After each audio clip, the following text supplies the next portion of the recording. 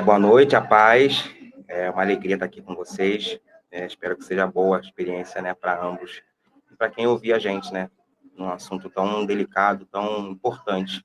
A igreja está se apropriando, né, e discutindo. Eu sou o Leonardo Camargo, né, conhecido como Léo Maltrapilho.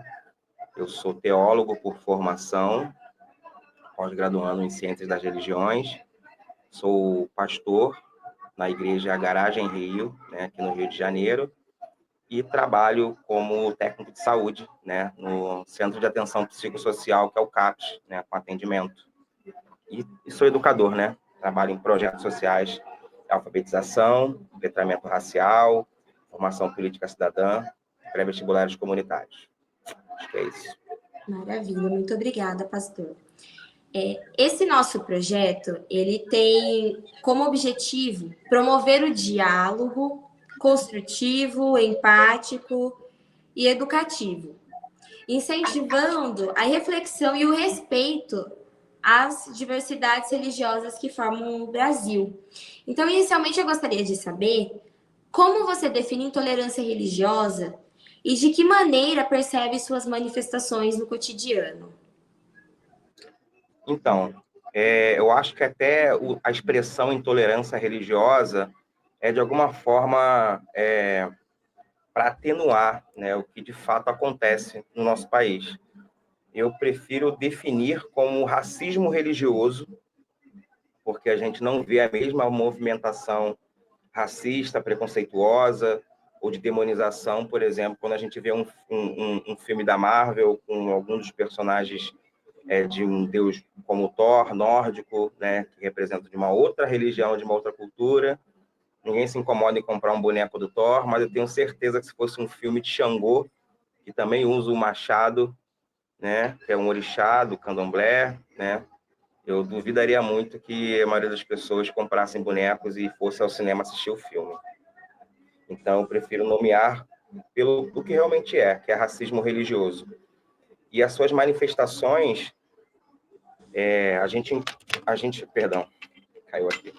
A gente encontra em todos os lugares na sociedade, né, mas principalmente dentro dessa cultura evangélica, né, fundamentalista, né, extremamente conservadora que a gente tem encontrado, que demoniza, né, demoniza essas religiões.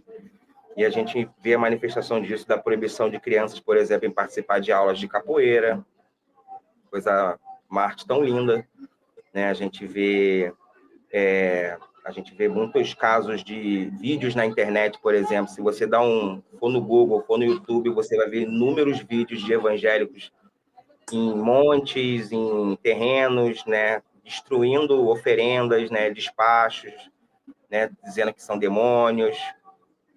Você vê as pessoas sofrendo violência, por exemplo. Eu conheço pessoas que numa entrevista de emprego ela esconde os guias porque ela diz que provavelmente ela pode não ser aceita naquela vaga de emprego porque ela é de uma religião de matriz africana. Pessoas que não podem livremente usar o seu branco, né, na sexta-feira da sua religião, tem que esconder a roupa na mochila e se trocar dentro do barracão ou terreiro, porque se sentem ameaçadas. Então, eu acho que o racismo religioso, infelizmente, está intrinsecamente, né, ligado à nossa sociedade, né, nossa construção de sociedade, visão de mundo, e se manifesta de várias formas, infelizmente. Maravilha. Quais são os desafios enfrentados pelo senhor enquanto pastor e agente social sobre a importância da tolerância religiosa? Eu acho que, primeiramente, os desafios é a desconstrução desse preconceito, desse racismo. E eu tenho uma experiência legal, a gente faz uma atividade no CAPS, e a gente percebeu uma vez numa oficina de música, por exemplo, quando a gente toca-se várias músicas, e músicas ditas seculares, né? E muitas pessoas que frequentam ali são evangélicas, e quando tocou a música que é um ponto de terreiro, né, eu percebi como todas as pessoas, ao mesmo tempo ali, rechaçaram a música, e uma pessoa que era da religião, né, estava curtindo a música e sofreu esse preconceito, e a gente percebendo isso, a gente fez um trabalho sobre elas poderem contar as suas dores, por que elas estão naquela unidade, né? E nesse momento, quando elas contam as suas dores, a gente percebe que as barreiras da religião, elas caem, e as pessoas se conectam pela dor, né? Se conectam pelas suas vivências. Então, nosso grande desafio hoje talvez seja, não sei se seria desconstruir, mas construir, né, junto com as pessoas, essa ideia do bem viver, da pluralidade religiosa, do respeito, né, da dita tolerância. Acho que esse é o grande desafio.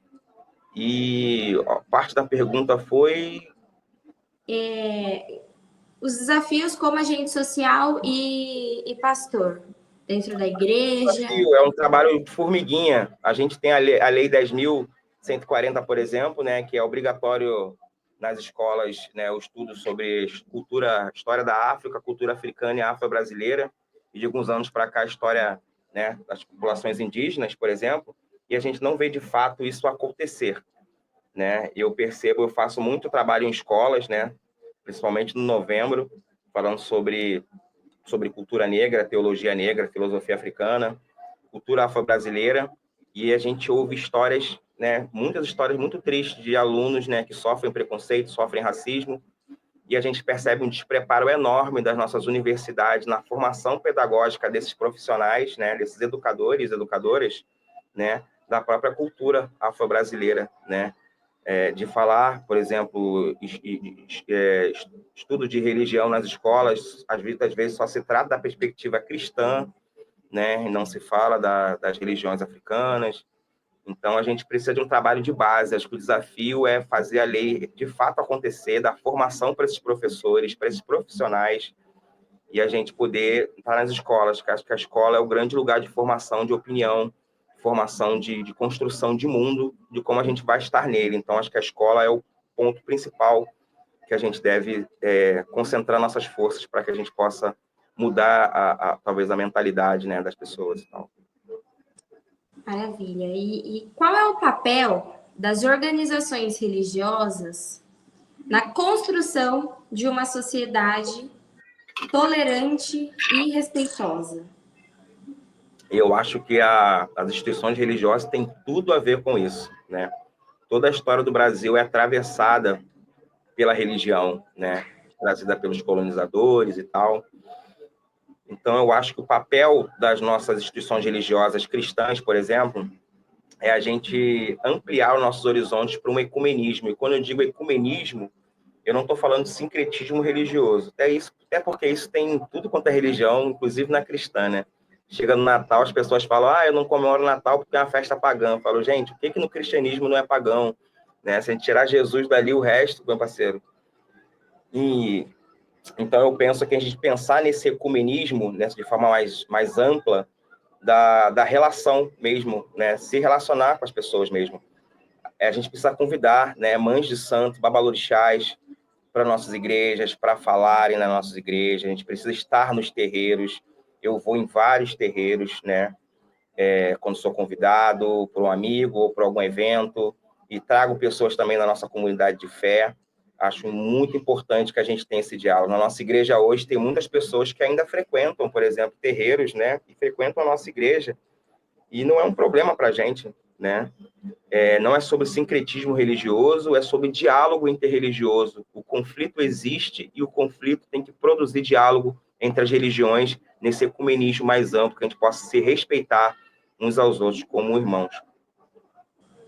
Maravilha, muito obrigada, pastor, pelas palavras, pela fala. Eu agradeço imensamente por ter aceitado o meu convite de fazer parte desse nosso projeto, em alusão ao dia 21 de janeiro, Dia Nacional do Combate à Intolerância Religiosa. Muito obrigada. Eu que agradeço.